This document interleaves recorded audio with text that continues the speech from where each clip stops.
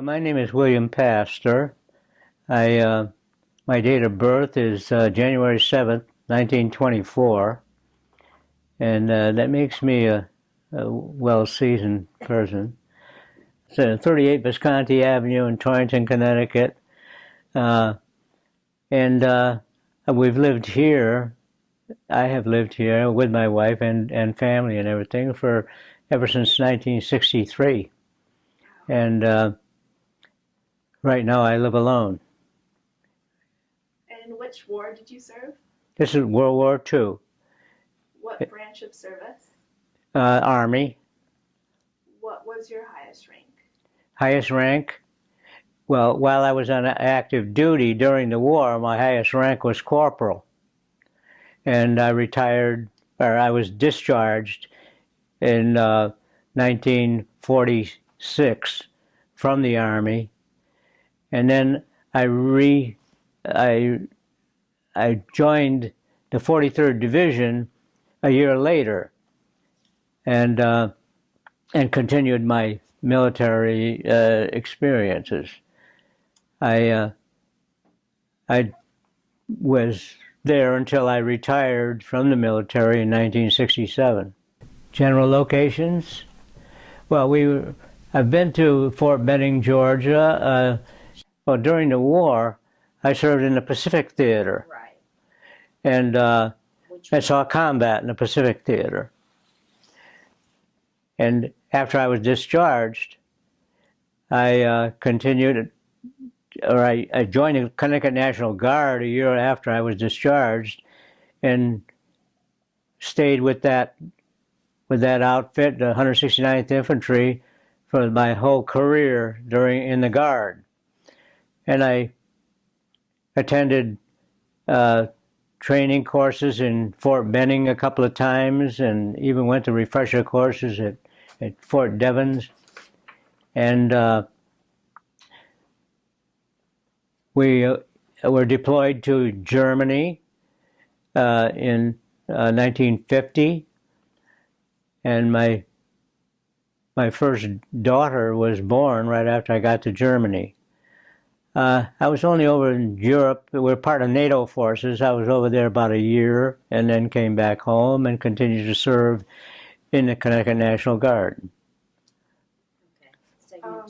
Were you drafted or did you enlist? I was drafted during World War II. Okay. Yeah. Why did you pick the branch of service that you joined? Oh, we went to Fort Devens after we were drafted, and we were assigned there. We didn't have a choice of what we were going to serve in. I thought I wanted to be in the Air Force at first, but and I was going to enlist even in the Air Force, but then they stopped enlistments in the Air Force, and you couldn't get in that way. And when I got drafted, then I went to Camp Hood first, and then from there we went overseas. We went to California at Fort Ord, and then we went to the Pacific, where we saw combat. The training that you get in an organized military unit are taught by your cadre, the non-coms and the officers in the company that you're in. And we trained as tank destroyer. I most of the time when I was at Camp Hood, it was called Camp Hood then, it's Fort Hood now, but most of the time I was a driver. I drove a Jeep. I used to drive the battalion commander and people like that. And then when we went to California, then I was in a company, and then we trained in Monterey Bay and by our own officers. And we did landing exercises and things like that. And oftentimes something would happen and we might even swamp a tractor, and they'd have to pull it back in from the shore, you know. I remember one particular time, this was when we were in combat, and we traveled on LSMs with the amphibian tanks. When you went off the ramp, we used to get off the ship about a mile out. And when I had it timed perfectly, the swell was up on the ramp, and I just went out there and caught the swell just right, and I was nice and dry, and went out and started to circle and wait for everybody else to come off the ship. And finally, a Navy control boat went across in front of me, and he cut a trough. I went down in there, and the water came over the bow, and I was soaked. That's how I was soaking wet when we got to the beach on Luzon. So those tanks just sit right on top of the water, Yes. basically? Okay. They're buoyant, yes. Yeah. And the tracks propel them. Uh-huh. Yeah, Okay. that's how you move. Yeah. And they had, the tanks had 75 millimeter gun in the turret. Right. And we're kind of going backwards here now, but anyway.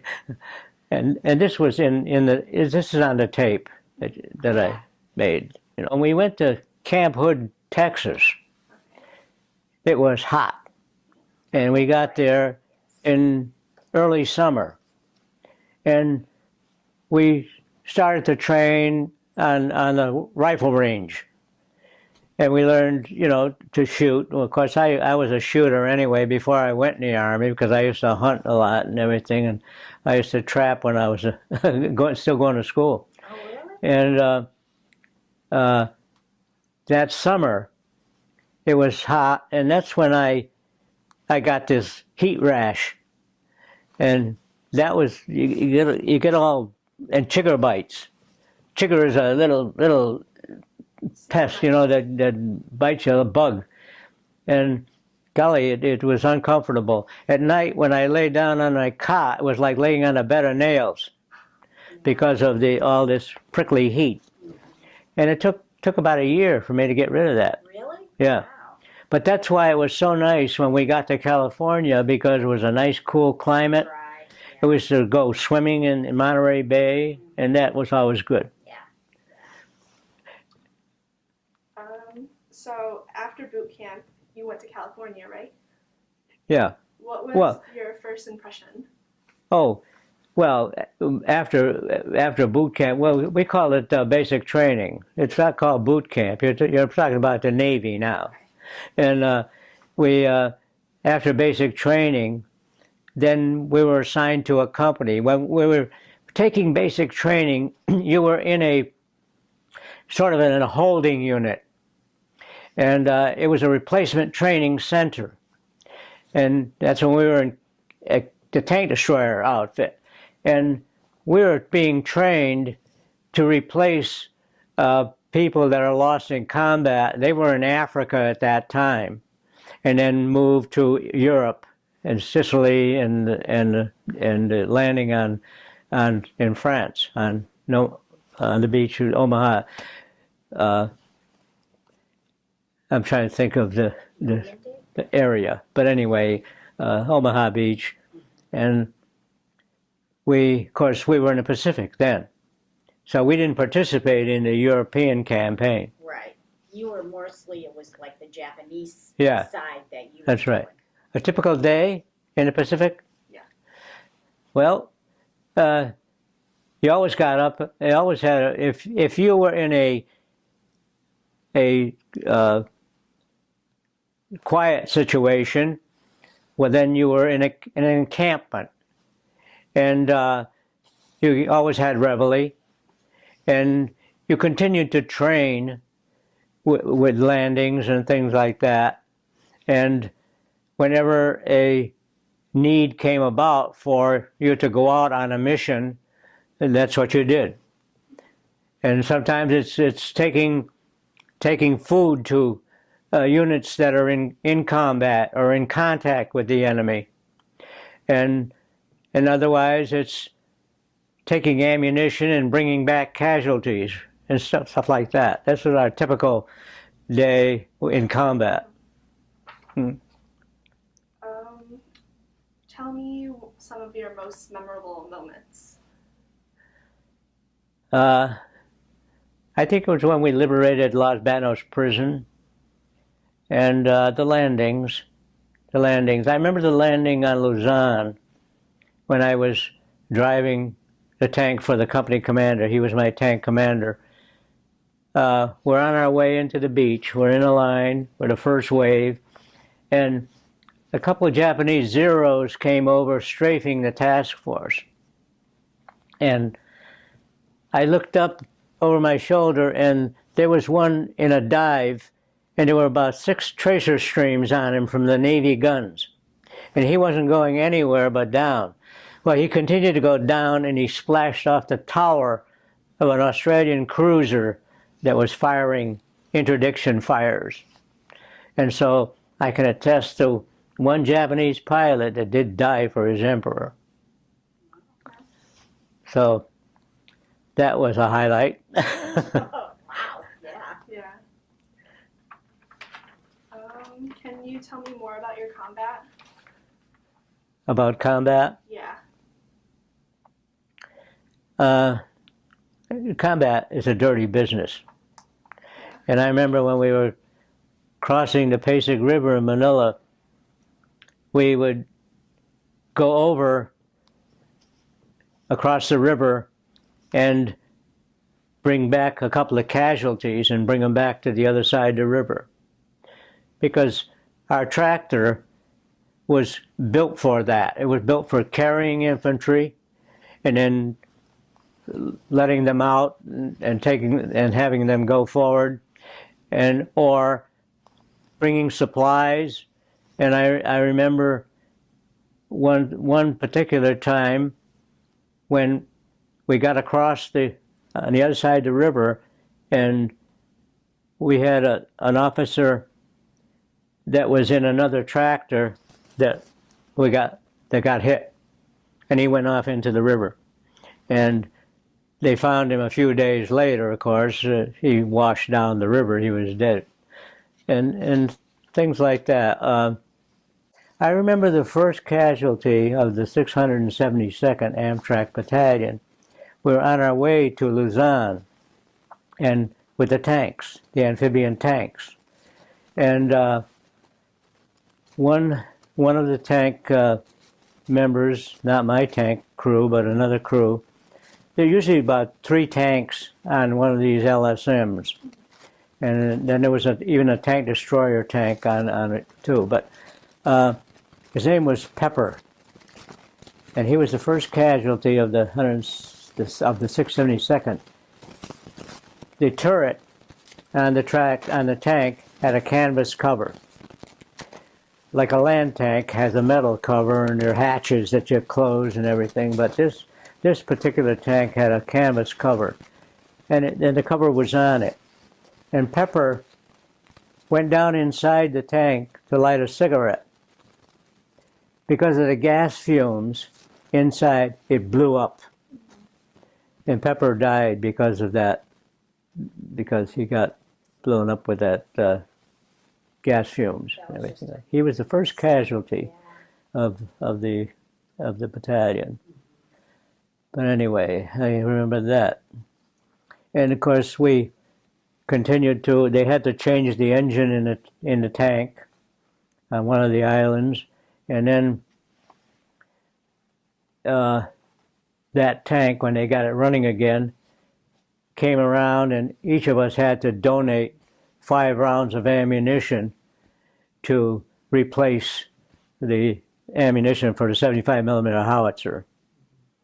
And so it did finally, see combat and landed with the rest of the tanks. Next question.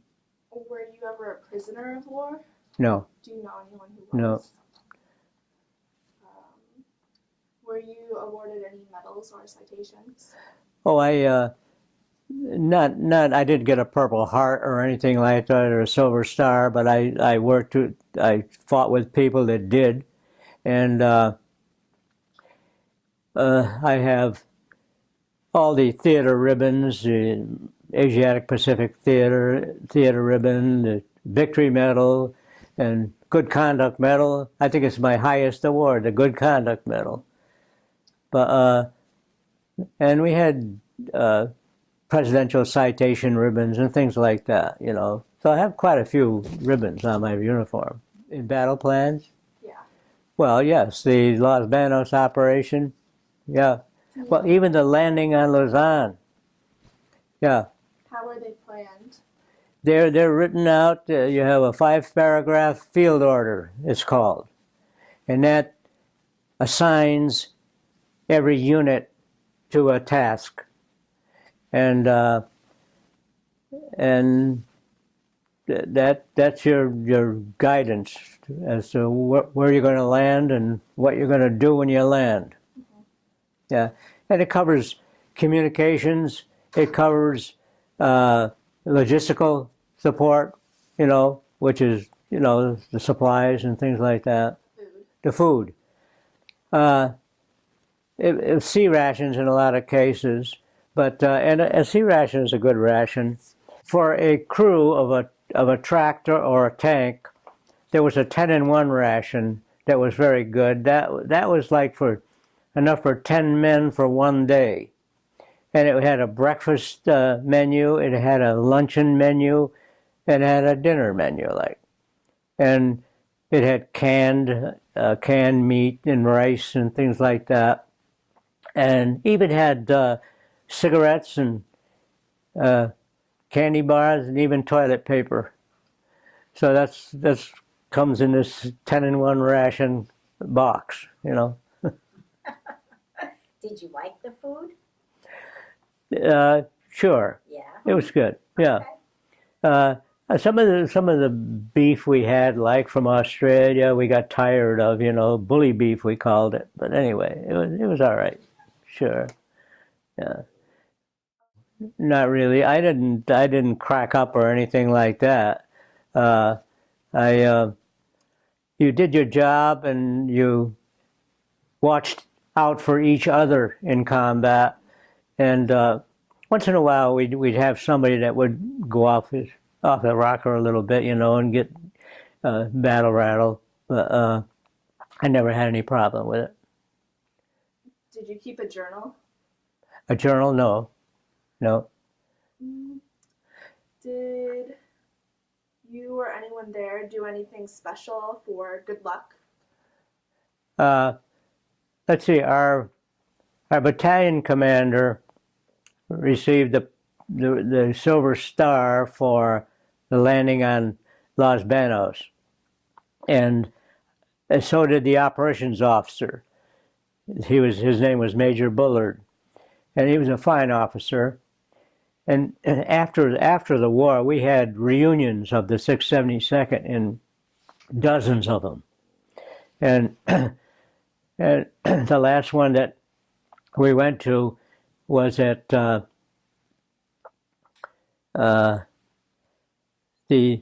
Veterans Cemetery where the Tomb of the Unknown Soldier is. Mm-hmm.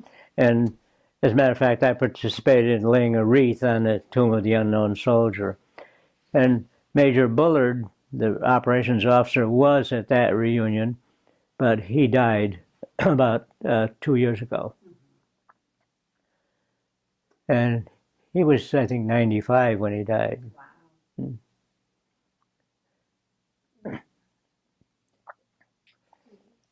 How did people entertain themselves? We used to have the USO shows that would make the rounds, and we'd see a movie or a show, a stage show like. What were the shows like? Hmm? What were the USO shows like? They were well organized. Did you see Bob Hope? Hmm? Did you see Bob Hope? No, I was just thinking about that. Okay. We never had the pleasure of seeing Bob Hope, Okay. but we did see other celebrities, and I can't even recall who they were right now. And some of them were local talent too, Yeah. in the Philippines. Right. And I think that, you know, given our unit and how we were organized, that we're pretty lucky in having the tractors and everything to move with, and and the firepower to defend ourselves with. And so I thought we were pretty lucky, better than the infantry. In later years, I was an infantry officer, but that was not in combat. Right. But I was a good soldier, and I think that one of the reasons that I say that is, when I was a kid, we lived in the sticks. I went to Bakersville School, and this was during the Depression, and we had very little. I say we were dirty-faced little raggies, and I remember those days well. And so when I got drafted into the Army, I liked the orderliness of the service. I knew when breakfast was going to be, when lunch was going to be, and when dinner was going to be. And you showered every day in the Army, especially in the warmer climates, if you had the facilities. There was some weeks we went without taking a bath. But anyway, and so because of the orderliness of the service, I liked the service. That's why I stayed with it. And I was a good soldier. I think I was a good officer. When I was a company commander, like in 1957, I think it was, we had an annual federal inspection of our company. My company achieved a superior rating one year, I think in 1957. So I liked the service. Right. And I did well in it.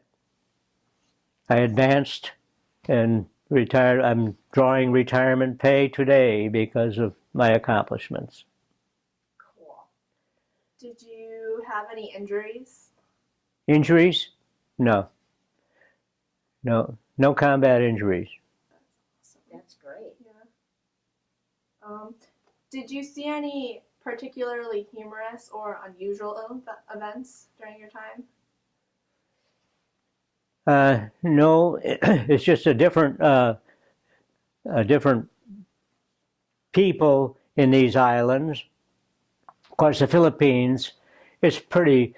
They're pretty regular, they're pretty civilized. But the natives on Bougainville and even on Borneo, where they lived in grass huts and so forth, and like even say the women would walk around and their breasts were hanging down here. They didn't have bras, So that's the way life was, The natives lived a different life. Yeah. In where we were discharged. We were discharged at Camp Devens again. We landed back in Camp Stoneman, California, which was our departure post, and we came back to the same post when we came back to San Francisco. And we had Christmas at Camp Stoneman. And then we got on the train and we came across the country. And I think we sidetracked for everything because it was a special train. We went down the southern route, up across the country, even into Canada to get down to Fort Devens. And that's in Georgia? Fort Devens? Fort Devens is in Georgia? Massachusetts. Oh, Massachusetts. Yeah. Okay. Yeah. Well, I think we were, I still receive thanks from people today that that thank me for my service. And I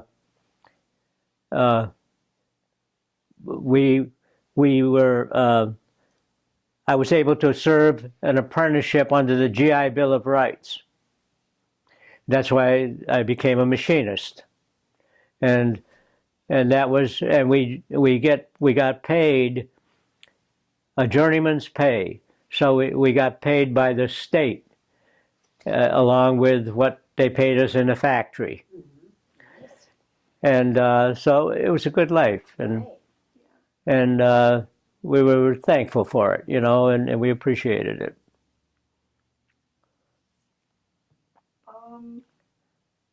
Did you make any close friends in the service? Oh yes, my first sergeant in 672nd, I think he was like a father to me, because my life was all broken up when I was a kid. My father left home when I was 5 years old. Well, I was telling you about my first sergeant, and I communicated with him after we all got back to our families and so forth. And they lived in Mamaroneck, New York. And we visited back and forth. And one time he and I were the committee for a battalion reunion. And we had it in Pennsylvania. And his family and my family got to know each other, and that family is just about all gone. Even the younger members of the family developed cancer, and there was the youngest one, that my daughter Lynn was close to. And when she had cancer and she was dying, really, Lynn drove from Massachusetts one time all the way to Mamaroneck just to spend a day with her. And so our families became good friends. Even when we had the reunions, we got to know other members of the family, and some of our buddies had passed away, but we knew their family. And so we had many friends from the previous experiences. Well, I lived a lot of military all through my life until like 1967, and so it was a big part of my life, the military, and it still is. I still get mail from the Army, like Army Echoes is a magazine that comes out, and so you keep track of things that way. My National Guard units still have reunions and get-togethers that I go to, and so I'm still connected to the military. Yep, always will be, I think. And in closing, is there anything you would like to add at all that you can think of? I think the military is a good place for a young man to experience. I thought the Korean War was unnecessary. So was the Vietnamese War. I thought that was a hell of a place to send our boys.